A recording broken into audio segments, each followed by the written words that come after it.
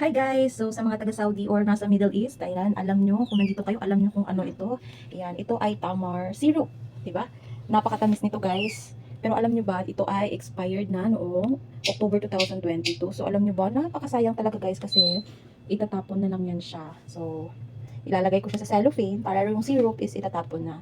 So ayaw din ng amo kong babae na ilagay lang diretso or itapon diretso sa labas kasi daw baka kunin ng mga tao or ng mga basurero, ayan, at baka kainin nila at magka-problema sila. So ang gagawin, ibubuhos yung syrup sa cellophane. Ayan. So alam nyo, tingnan nyo, napakasayang kasi 2, 4, 6, 8. So lahat ng to ay expired na.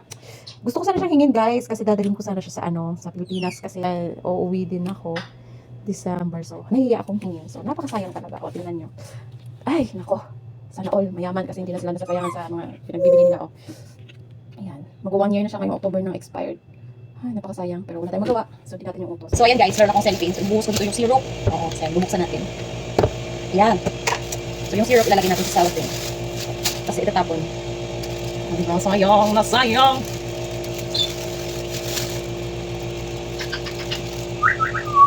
Sarap sana i-touch. Kaso, sasakit baka sumakit yung mga tiyan natin.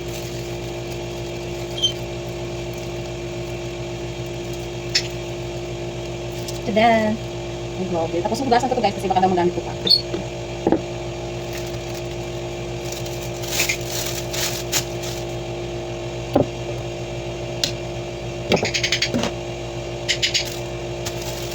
Yan!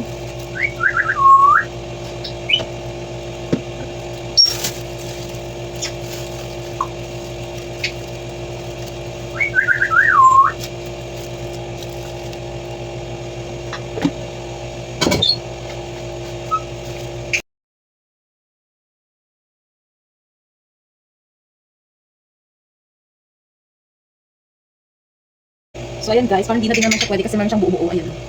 So delikado na. Kasi 1 year, mag-1 year expired na siya. Sayang! Pero masayang pag kinain natin ito.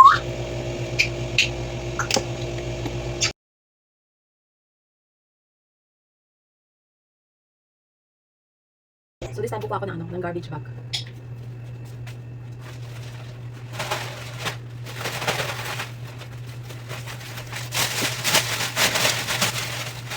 Yan.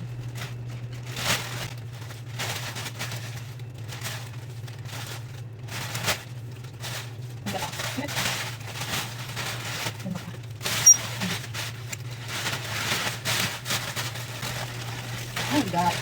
So tara guys, samahan niyo magsapon. Ay, bigat niya no. In fairness.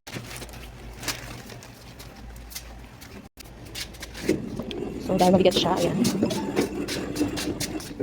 Tadaan.